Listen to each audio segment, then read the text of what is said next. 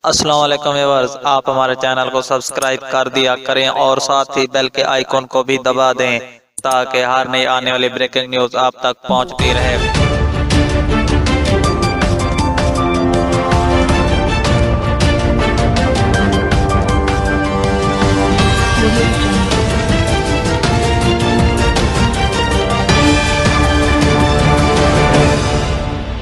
بھارت کے شہر غازی آباد میں سابق پولیس افسر اور بہوجن سماج پارٹی کے رہنما شبیر حسین زہدی کو بےمانہ طور پر قتل کر دیا گیا ہے۔ بھارتی ذرائع ابلاغ کے مطابق شبیر حسین کو اس وقت اندھا دھند گولیوں کا نشانہ بنایا گیا جب وہ اپنے گھر سے باہر چہل قدمی کے لیے نکلے تھے۔ میڈیا رپورٹ کے مطابق چہل قدمی کرنے کی ان کی عادت تھی جس سے ملزمان واقف تھے۔ ملزمان نے شبیر حسین زہدی کے سر اور سینے کو گولیوں کا نشانہ بنایا اور نصف درجن سے زائد گولیاں ماریں۔ غازی آباد کی سیاست میں حصہ لینے کے لیے مسلمان پولیس افسر شبیر حسین نے پولیس سے رضاکارانہ طور پر استعفیٰ دیا تھا اور سیاست میں قدم رکھا تھا۔ بھارت میں مسلمانوں کے ساتھ یہ کوئی پہلا واقعہ پیش نہیں آیا۔ اس سے قبل بھارتی جیل میں بےمانہ تشدد سے قتل کیے جانے والے بھارتی قیدی شاکر اللہ کو بھی انتقام کا نشانہ بنایا گیا۔ مقتول کے ورثاء نے کراچی پریس کلب کے باہر اہل خانہ کے ہمراہ احتجاجی مظاہرہ بھی کیا۔ بھارتی جیل میں بےمانہ تشدد سے قتل کیے جانے والے بھارتی قیدی شاکر اللہ کے بھائی شہزاد نے وزیر اعظم عمران خان سے مطالبہ کیا کہ ان کے بھائی کی لاش حوالگی کے لیے اپنا کردار ادا کریں اور بھارتی حکومت پر بھائی کی لاش دینے کے لیے زور دیا جائے۔ انہوں نے بتایا کہ بھارت کی جے پور جیل میں 2003 سے قید ان کے بھائی شاکر اللہ کو پاکستانی قیدی ہونے کی بنا پر قیدیوں نے بےمانہ تشدد کر کے قتل کر دیا۔ شاکر اللہ 2003 میں غلطی سے سرحد پار کر کے سیالکوٹ سے بھارت میں داخل ہوا تھا جہاں وہ گرفتار کر لیا گیا اور گزشتہ 16 سال سے بھارت کی قید میں تھا اور اس دوران شاکر